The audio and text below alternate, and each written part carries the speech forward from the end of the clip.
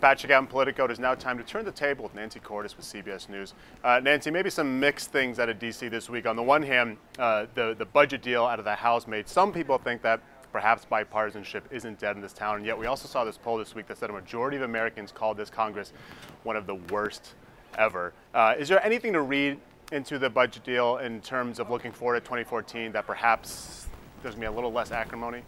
I think there's a lot to read into the budget deal. I mean, I don't think that these big bipartisan fights are over. They never will be. But this convinced a lot of members of Congress that leaders can work together to hammer out a deal, even if it's a small deal. You know, Republicans didn't get a lot of what they wanted. They thought that this budget should have slashed spending by a lot more.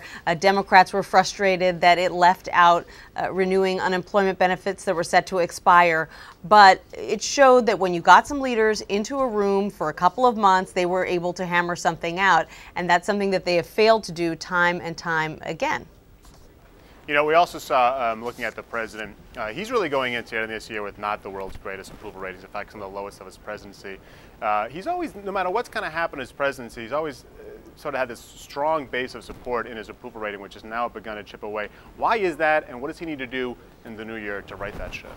I think it's primarily because of Obamacare. I think a lot of people think that he and the White House, the administration in general, didn't quite have their eye on the ball, and that they really botched the rollout, and there hasn't been a lot of good news related to Obamacare ever since. You know, the fact that the website is improving a bit does give people a little more confidence, but not a lot, and I think a lot of people are holding their breaths waiting to see what happens with the big rollout on January 1st. So I think it's going to take big improvements in Obamacare. It's going to take signs that this program is working for his numbers to start to inch back up. All right, Nancy, tell us about Face the Nation this weekend.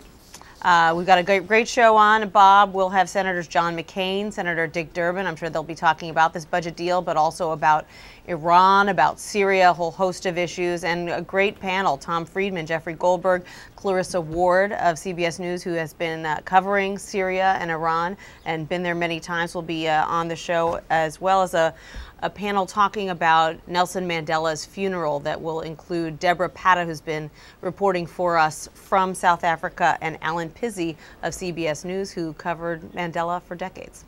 It's a great lineup. We'll tune in. Nancy Cordes with CBS News, thanks a lot for joining us. Sure thing.